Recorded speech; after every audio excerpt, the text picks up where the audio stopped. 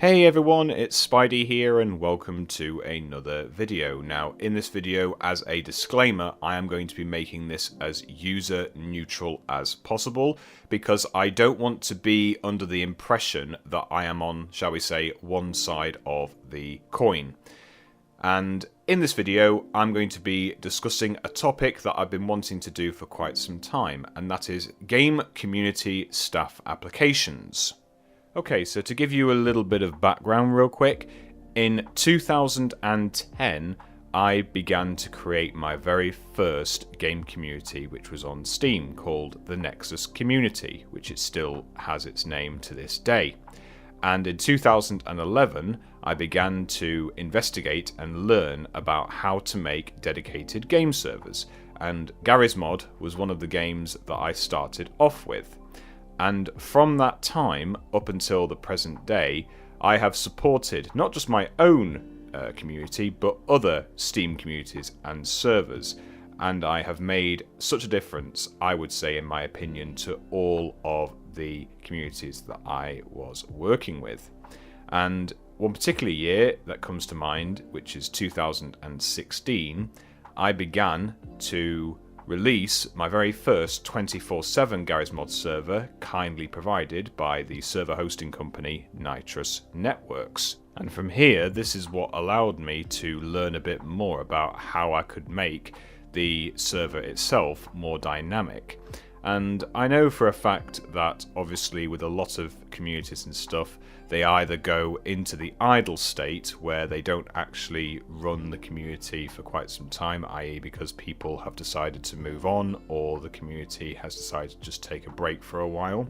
And of course that is quite sad because of the fact that a lot of players do put a lot of time and effort into those communities, and then they just don't get used over a certain period, i.e. because everything gets a little bit mundane. Alright, let's get into the meat of the video. So I'm going to divide this into two parts, which are staff applicants and existing staff members, and I'm going to be weighing up the pros and cons for each. When it comes to the staff applicants, these are the people that take a key interest in becoming a member of staff for the community that they are intending to join. And this allows for them to have the opportunity to learn and gain experience from within the role they are looking to apply for. From the members of staff point of view, this allows for player activity to be increased, but also for new friendships to be formed. And some examples of roles that players can apply for usually start from moderation to senior staff administration. That being said, there are quite often some applicants that get very excited about the staff opportunities that are available. However, they do tend to not really recognise what they are getting themselves into. And to give you a couple of examples of some of the pitfalls that can occur from a staff applicant, here are the following. Number 1. They apply for staff just because their close friends are staff members. Now, we all know that that sort of does give the wrong impression because it doesn't really show the uniqueness of that particular applicant when senior staff members are interviewing them, and of course it doesn't really go well in their favour. Number 2. Lack of research into the responsibilities that come with the specific role they are applying for, specifically for senior roles. Now, the reason why I'm saying senior roles is because as you work up the levels, there is a lot more responsibility than if, let's say, an applicant was to apply for a junior role. And of course, usually this can be down to the fact that they've not really carried out enough investigation as to, let's say, the various permissions that they would have access to, or the commands, etc, etc, etc.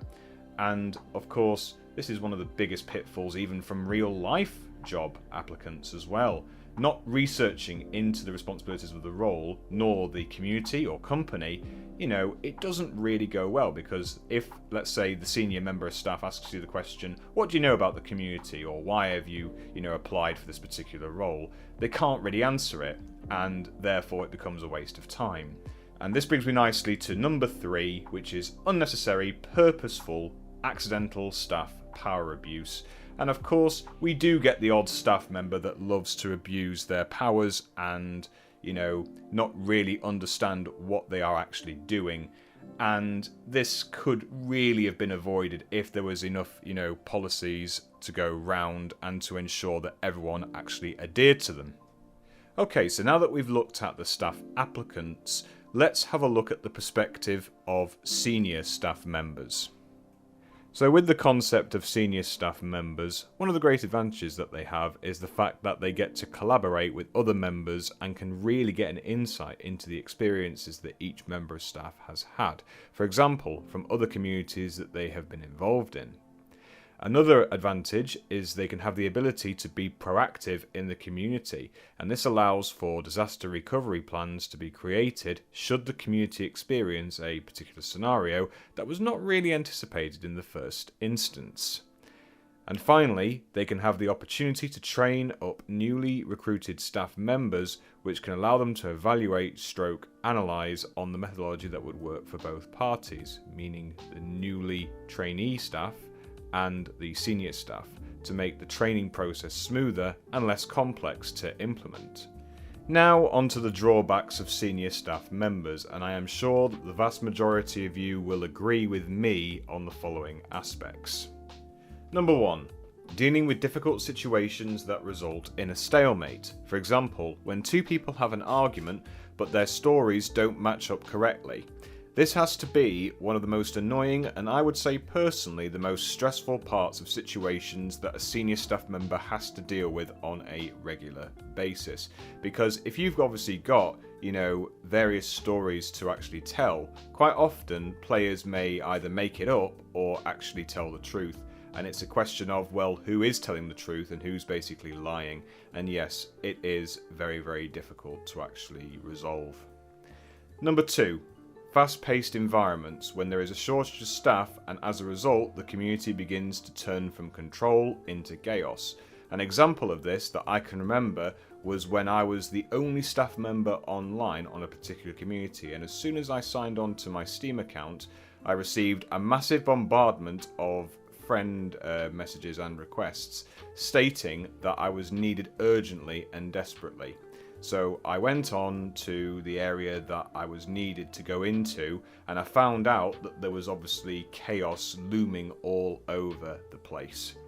And that was pretty much at first glance, and therefore I had to rapidly gather all the details from all the people that were a victim to the chaos, and as a result I managed to ban all of the culprits from the community so that they couldn't cause any more harm.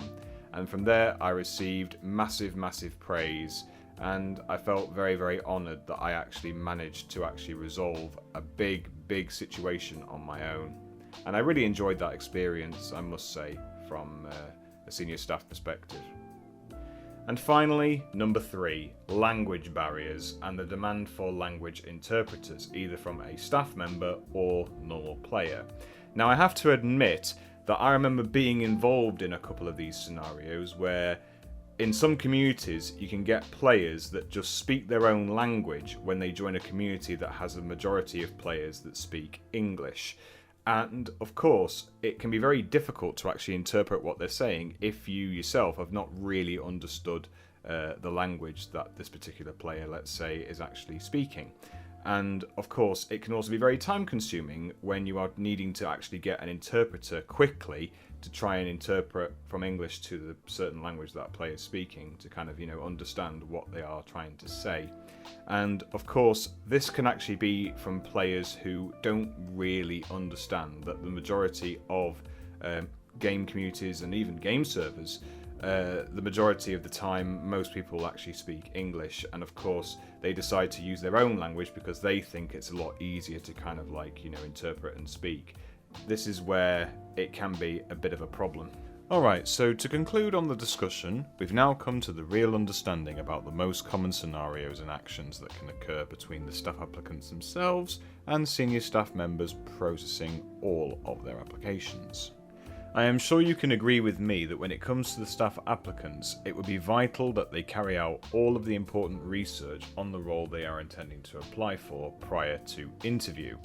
This can theoretically save time on having to unnecessarily regurgitate an excess of information that technically isn't needed. For senior staff members, having a good methodology and strategy to use within the community can allow for a smooth and consistent approach when processing new staff recruits or working on business as usual, knowledge management and service delivery projects. And this will allow for the community to be a lot more dynamic and a lot more transparent. Okay, and this brings me nicely to the end of the video. So I do hope that you enjoyed this discussion, and if you did like it, please give it a like and don't forget to subscribe to my channel. Follow me on social media as well as twitch.tv/SpiderRebel, and I look forward to hearing your thoughts on this particular discussion and what kind of approaches you would take with these sorts of scenarios. Anyway, I shall see you guys in the next video. Bye bye and peace out.